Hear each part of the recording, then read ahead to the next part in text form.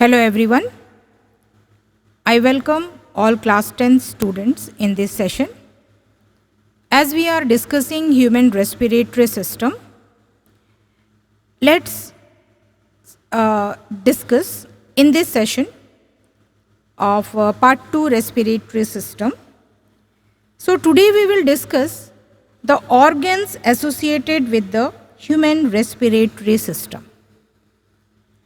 As we all know that the human respiratory system consists of a passage way for the fresh air to flow from outside to the lungs and the carbon dioxide rich air to return from the lungs to the environment. So our respiratory system includes external nostril, nasal cavities, internal nostril, pharynx, larynx, and trachea. The respiratory organs include a pair of lungs which provide the surface for exchange of gases. The respiratory tract begins from a pair of external nostril situated at the lower end of the nose. The oxygen-rich air enters through the nostril and reaches into a pair of nasal cavities. The nasal cavities are separated from each other by a nasal septum, and it also consists of ciliated pseudostratified columnar epithelium which are rich in gland cells so that the inspired air get warmed, moistened, and become dust free. The dust particles are trapped in the mucus secreted by the mucus cells. Nasal cavity also contains olfactory epithelial cells which acts as an organ for smell. The nasal chamber open into the pharynx through internal nares.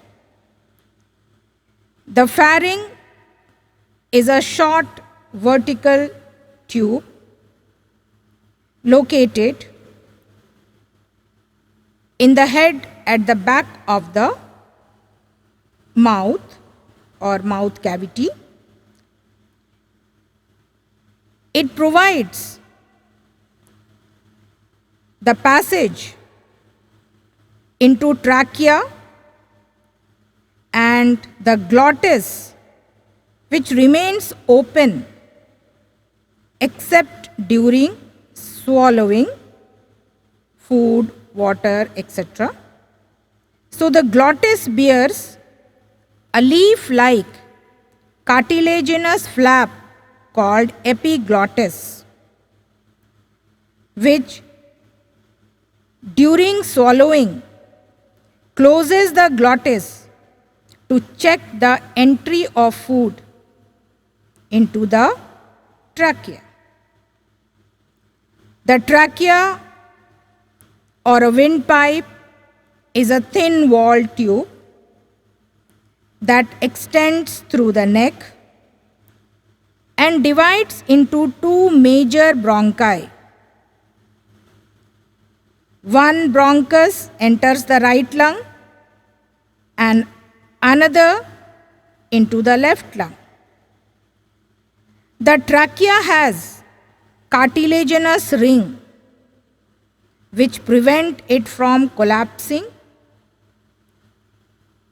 when we breathe in between the breathing session.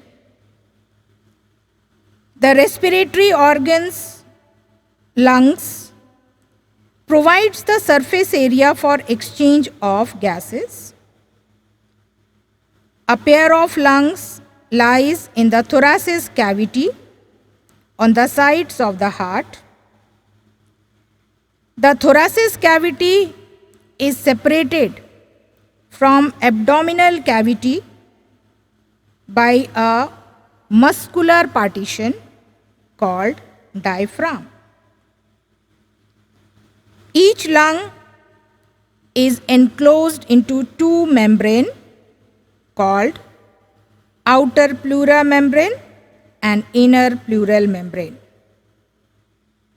Within the lungs, the bronchi further divided into secondary bronchi, which subdivided into smaller tertiary bronchi, and finally into smaller bronchioles. Each bronchioles divides into alveolar ducts which enter the alveolar sac, and it looks like a bunch of grapes.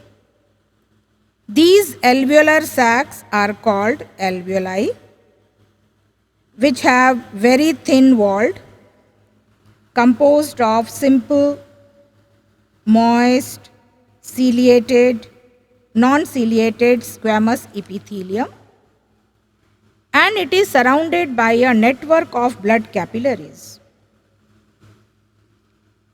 It spread out and provides a large surface area for exchange of gases to fulfill our requirement of oxygen. The pigment hemoglobin present in RBC of blood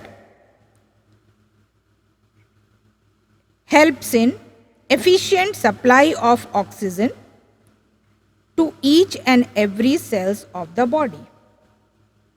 So hemoglobin is a very important respiratory pigment in our body. The voice box, also called larynx, it is an enlarged upper part of the trachea. In males, it becomes prominent and protrudes out and often called as Adam's apple. Inside the larynx are the two vocal cords. These are folds of mucous membrane, and when it vibrates, it results in the production of sound and converted into speech with the help of buccal cavity, soft palate, tongue, and lips. So thank you for this session.